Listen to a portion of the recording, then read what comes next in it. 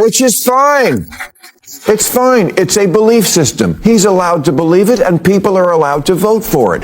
But if liberals deny it, like he's just going through a goth phase, they're going to lose more elections. This is not a communist country. It turned one of Latin America's richest countries into one of its poorest. Low wages, high inflation, shortages, outages, 8 million people fleeing. If you think New York can somehow reinvent this wheel, you're in for a rude awakening.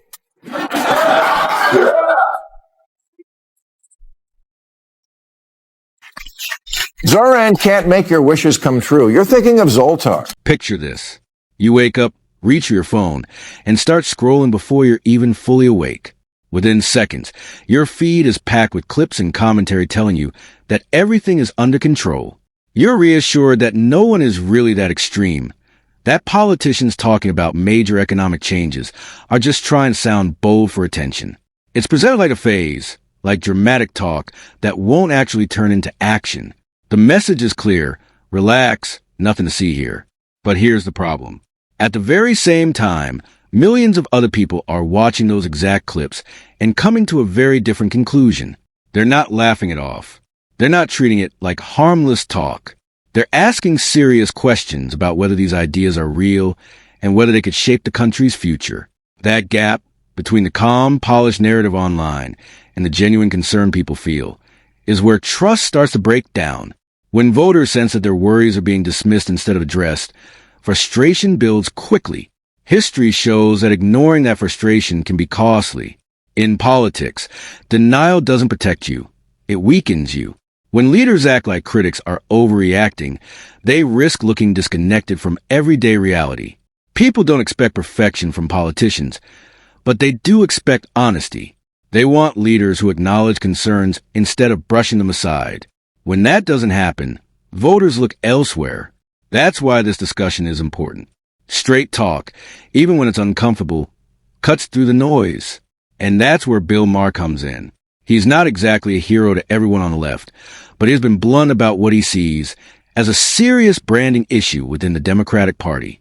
He argues that the party's image has drifted away from the average voter, and he's been pointing it out repeatedly, whether people love him or roll their eyes at him. Many admit he sometimes says what others are thinking, but won't say out loud. Democrats seem to be having this debate whether or not Maher Mamdani is a socialist or a democratic socialist. Let me settle it. He's a straight-up communist. How do I know this? Well, I'm reading between the lines when one of his major advisors says, elect more communists. The timing makes this even more surprising. With all the chaos in the headlines, immigration enforcement fights, intelligence community drama, street protests, viral confrontations, non-stop political theater, you might expect Democrats to be gaining ground. In moments like this, parties often benefit from public anger and emotional momentum. On paper, it seems like the conditions are perfect for a surge in support. But that's not what's happening. Instead, the mood online feels tense and defensive. It feels like a party that knows it keeps making messaging mistakes, yet keeps repeating them anyway. And this is where the bigger theory comes in. The issue isn't just about specific policies. It's not buried in the fine print of legislation. It's about perception. It's about the label people attach to a party and the overall feeling voters get when they hear certain words. The moment average Americans, even those who barely follow politics, start hearing phrases like communism, seize property, abolish open borders, or restructure the system, the conversation shifts instantly. It's no longer a careful policy debate. It becomes emotional. It taps into decades of history and cultural memory. For many families, especially older generations, those words carry stories about the Cold War, about countries that struggled under extreme systems, and about warnings passed down at dinner tables. Fair or not, accurate or exaggerated, those reactions are real. And in politics, emotional reactions often matter more than technical explanations. And before anyone rolls their eyes and says, "Here we go again, labeling everything as communism," that's not the point. The point is that most voters don't analyze policy like scholars. They don't sit down with charts and definitions. They see a short clip, hear a charge phrase, feel a reaction in their gut, and that reaction shapes their vote. It's fast, it's emotional, and it's human. One sharp political argument focuses on symbolism, especially when it comes to New York City. New York City isn't just another major city. It represents American capitalism to many people. It's home to Wall Street, major banks, powerful corporations, and massive real estate empires. It's often seen as a financial engine of the country. So when rhetoric coming out of that city even hints at ideas like taking private property or radically reshaping economic systems, it doesn't stay local. It becomes symbolic. It travels across the country as a headline. It turns into a national narrative about what the party stands for. And then there are the personalities. Because politics is never just about ideas on paper. It's about the people delivering those ideas, the ones holding microphones, posting online and reacting in the moment. One careless comment, one poorly phrased slogan, or one viral clip can define the broader message. In the end, voters aren't just reacting to policy proposals. They're reacting to tone, confidence, and instinct. And when those look shaky, the political consequences follow. Now, let me tell you about the story that liberal algorithms locked out. Her name is Sia Weaver, and if you ask anyone in the blue sky bubble who that is, they'll look at you like a turkey looking up at the rain.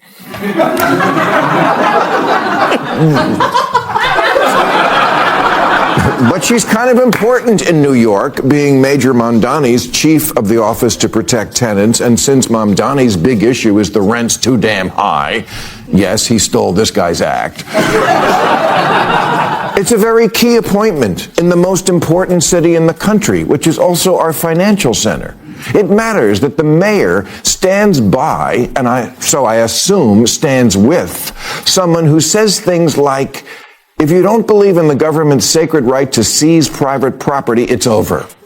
Seize private property. Home ownership is racist. Elect more communists. There's also a storyline floating around online about a figure in New York politics tied to tenant advocacy. The claims are that this person used phrases like seize private property, home ownership is racist, and even elect more communists. Now, to be clear, this isn't a courtroom. No one here is stamping every quote as confirmed word for word. What matters more than perfect accuracy is the perception those kind of statements create and how quickly political opponents grab hold of them.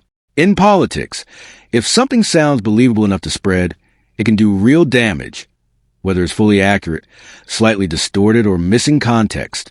Once a clip circulates, the explanation rarely travels as far as the headline. That's the reality. And this is where many liberals, according to critics, keep miscalculating. They respond as if everyone shares the same inside understanding of certain phrases. They assume voters will interpret bold language as symbolic or academic. But most people aren't sitting in policy seminars breaking down terminology. Think about the laid-off worker in Ohio worried about making mortgage payments. When he hears seize private property, he's not thinking about systemic reform theory. He's thinking about his house. The couple in Arizona saving for their first home isn't analyzing ideological nuance. They're hearing a threat to something they've worked toward for years. The small business owner in Pennsylvania, who barely survived inflation, and supply chain problems reacts the same way. For them, it's not about footnotes or theoretical frameworks. It's about the immediate alarm bell that goes off in their head. This is where Bill Maher sharpens his criticism.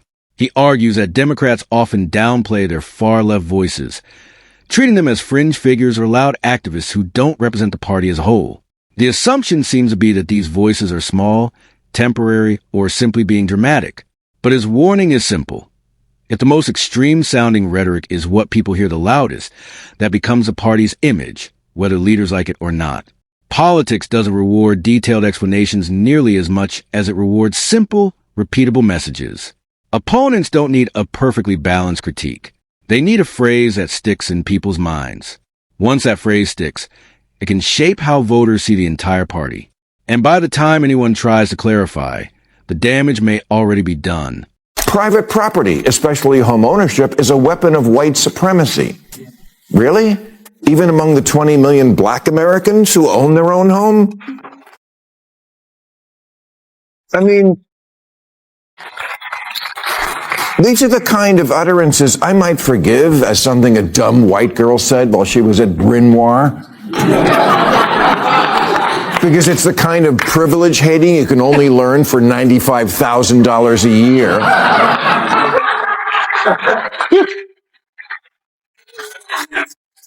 But these are statements made as an adult.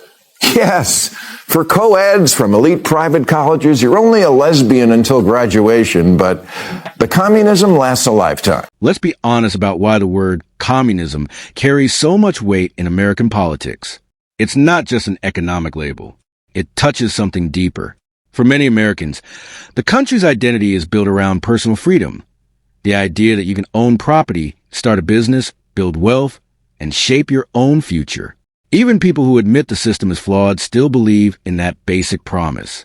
It's part of how the nation sees itself.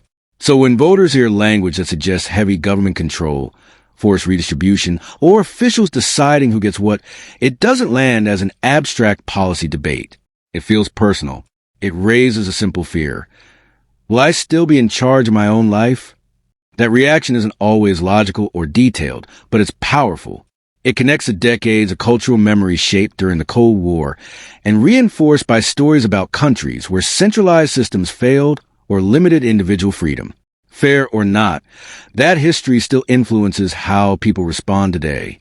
Now, it's also true that capitalism has serious problems. Inequality is real. Healthcare costs are overwhelming. Housing prices are out of reach for many families. Wages haven't kept pace with living expenses. These are not imaginary concerns. People across the political spectrum acknowledge them. The debate isn't about whether problems exist.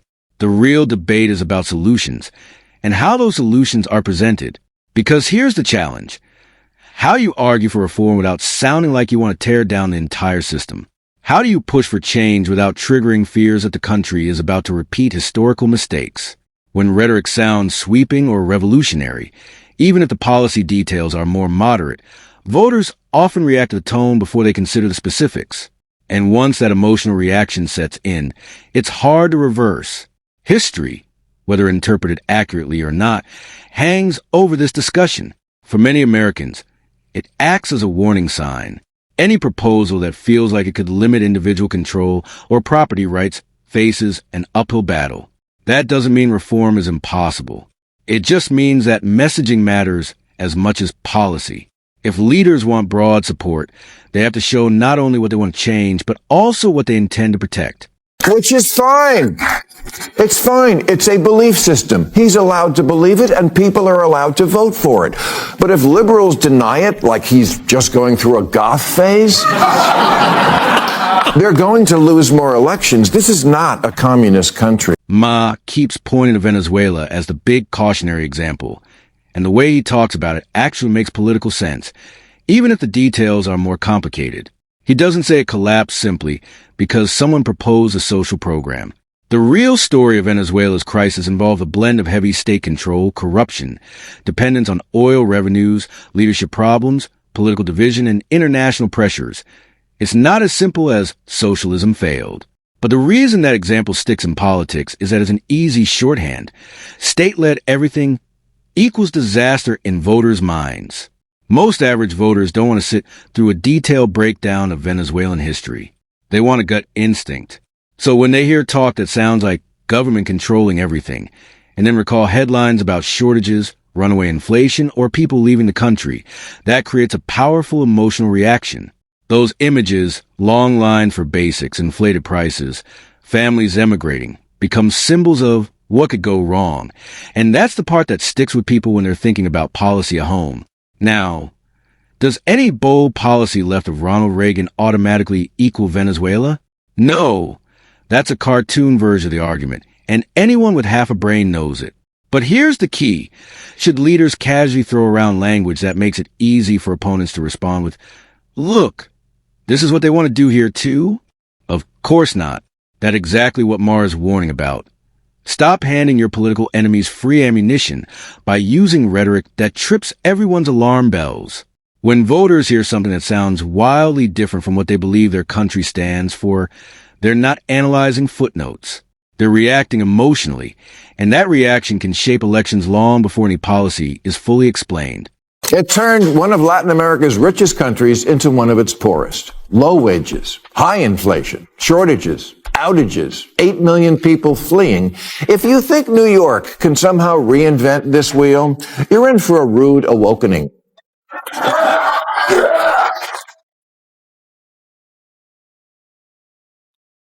Zoran can't make your wishes come true. You're thinking of Zoltar. Here's where the conversation takes a more interesting turn. Maher isn't arguing that social programs are bad, or that the government should do nothing.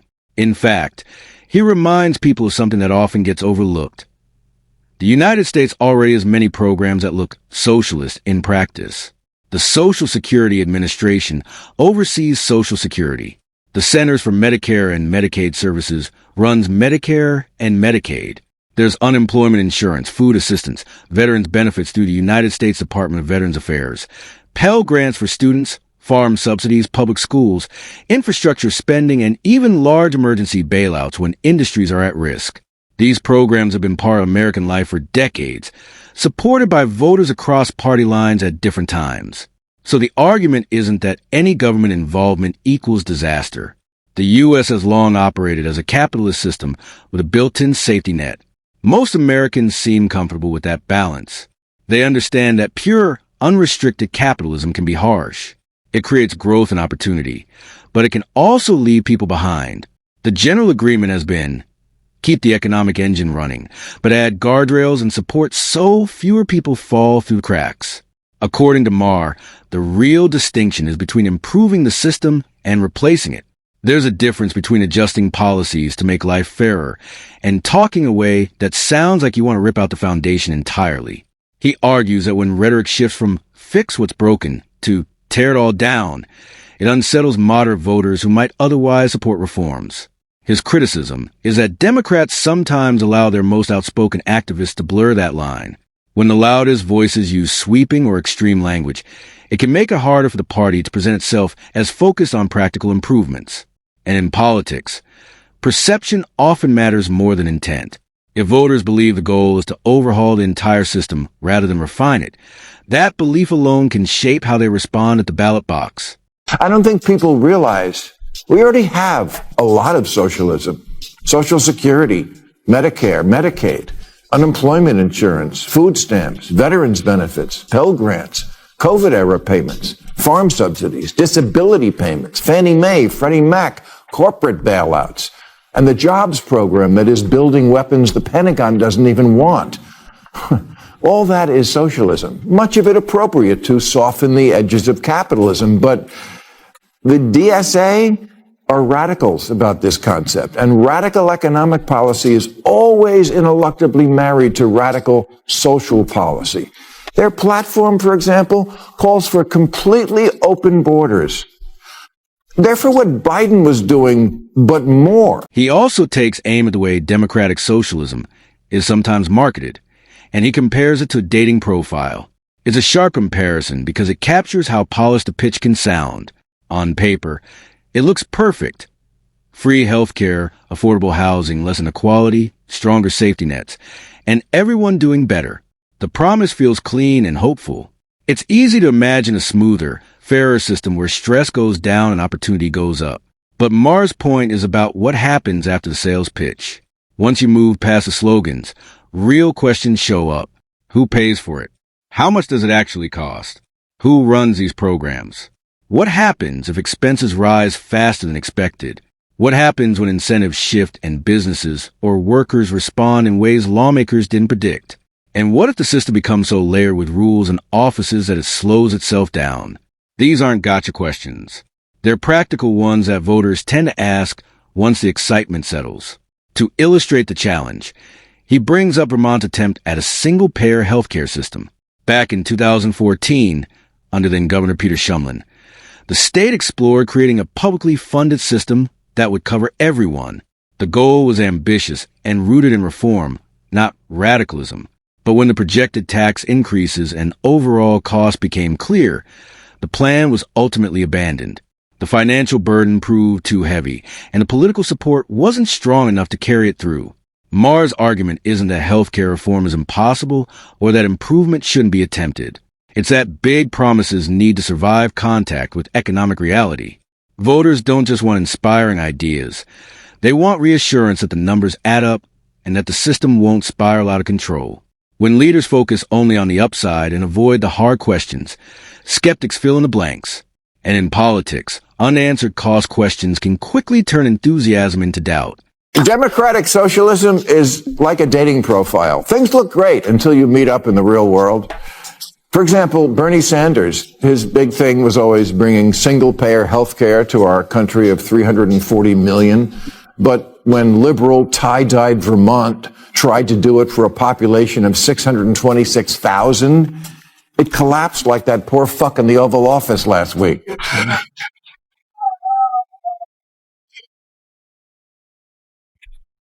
Bernie, AOC, Mandani are not Democrats. They'll be the first to tell you that. They're democratic socialists, and that's a very different thing, and I don't think people know that yet. This is exactly what makes moderates uneasy. It's rarely the goals themselves that scare them. Most people can support ideas like universal health care, better housing, or fairer wages. What worries them is how those goals will actually be carried out. Will the government be able to manage such large systems without things going off the rails? Will it work in real life, or just sound good in speeches and tweets? That uncertainty creates real anxiety. And this is the trap Democrats keep falling into. They assume voters will carefully separate the brand from the details. They think people will say, "Oh, that's just exaggerated rhetoric. It's just one activist. It's just Twitter drama. Nothing to worry about." But voters don't operate like policy analysts. When they see signs of danger, the fire and smoke, they instinctively step back. They don't pause to debate footnotes. If a message feels unstable or extreme, it can push otherwise supportive voters away before any explanation even lands. The generational angle is especially important here. Many people assume millennials and Gen Z will automatically embrace anything labeled socialist because they're young, progressive, and frustrated with the system. But that's an oversimplification. Younger voters are incredibly practical when it comes to their own stability. They've watched rent soar, inflation erode paychecks, job markets shift unpredictably. Tech layoffs sweep across industries, and AI threaten traditional careers. So when they hear proposals to radically restructure the economy, they don't automatically cheer. Instead, many are thinking, "Okay, that sounds interesting, but will I still have a stable job? Will groceries become more expensive? Will my rent get better, or could this make it worse?" In short, enthusiasm for bold ideas doesn't automatically outweigh concerns about risk. Policy promises can inspire, but if voters sense instability, fear, or overreach, even progressive audiences hesitate. And that's why Maher's warning is so pointed. Political messaging matters just as much as policy details. If your loudest voices make things sound extreme, no amount of nuance will reassure the moderates who decide elections. They were petrified of COVID, masking 2-year-olds who never would have died from it and keeping schools closed for far too long. They're definitely afraid of their kids, who from time immemorial have always come up with bad ideas. They're kids. Thinking up stupid shit is what they do. But parents used to tell them, "That's ridiculous. The world doesn't work that way." Not today's parents. They say, "You're right, honey. Gender is just a social construct." Please, sometimes your mother and I forget which one of us has the... This is why the label problem is so dangerous. It doesn't just trigger older voters who grew up during the Cold War with all those memories and warnings baked in. It also alarms younger voters who are trying to build a life in an uncertain world. They don't want to gamble their entire future on a political experiment that looks great on a poster but might collapse in reality. For them, rhetoric that sounds extreme isn't exciting. It's risky. Maher also points to the cultural side of politics, the woke angle, which he loves critique. He argues that the Democratic Party has spent so much energy on purity tests, identity debates, and activist language that ordinary Americans often feel like they need a translator just to understand the news. Instead of noticing that some messaging may have gone too far, certain factions double down. And Maher's warning is blunt. You can't win national elections by making the center feel like they're tiptoeing through a minefield. The transcript also highlights the TikTok/parent/kids dynamic as an example. Politics today can feel like politicians are scared of their own base, constantly policing themselves for fear of online backlash. Even a moderate comment, something as small as suggesting that fairness in sports matters, can spark outrage, resignations, and internal chaos. To the average voter, it looks less like thoughtful debate and more like a party being run by the comment section. So what's the real lesson?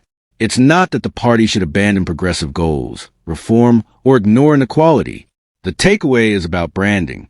How a party presents itself can matter even more than the policies it supports. Your coalition is larger than your most vocal activists. If your messaging makes it sound like America is on the verge of a centralized, radical economic overhaul, true or not, you risk losing moderates, independents, and working-class voters. These are people who might agree with your policy goals in principle, but will refuse to align themselves with a label that feels threatening. In politics, perception often drives votes more than nuance ever can. I mean, I don't know if we're still banning TikTok. That was before we changed the rule in America to Trump decides what's a law. But I know it wouldn't even be an issue if parents would sack up and tell their kids to get off the phone. Democrats are still afraid of the mean girls who police their far-out fringe. Massachusetts Congressman Seth Moulton had a perfect score on LGBTQ issues from the Human Rights Campaign. But when he said, "I have 2 little girls. I don't want them getting run over on a playing field by a male or formerly male athlete," his own campaign manager quit. Here's the harsh truth. If liberals respond to these concerns by mocking voters, calling them uneducated, racist, or out of touch, it doesn't bring anyone back. It only hardens resistance. You can be morally correct and still politically ineffective. That's the trap Maher keeps pointing out. His message is simple but brutal. You can't gaslight voters into unhearing what they heard. If someone in your circle, a high-profile figure or activist, uses language that sounds like elect more communists or seize private property, you can't just dismiss it as exaggeration or claim that people are overreacting. That reaction already exists, and your opponents will use it relentlessly if you leave it unaddressed. You either clearly define boundaries, or your enemies will define them for you in the harshest possible way. And let's be clear, if you genuinely believe a more socialist system is the answer, that's your right. People can vote for it. That's the foundation of democracy. But pretending that such ideas don't exist, or that public reactions to them are just misunderstandings, is politically dangerous. In a country where private property and personal freedom are central to cultural identity, even rhetoric that hints at taking those things away carries weight. It shapes perceptions, and perceptions shape elections. So here's the question Maher leaves for all of us. Are Democrats actually drifting too far left, or are Republicans simply better at branding their opponents? Maybe it's both. But which one will matter more in 2028? That's up for debate, and I want to hear your take. Drop your thoughts in the comments. Seriously. And if you've been following along, you already know the drill.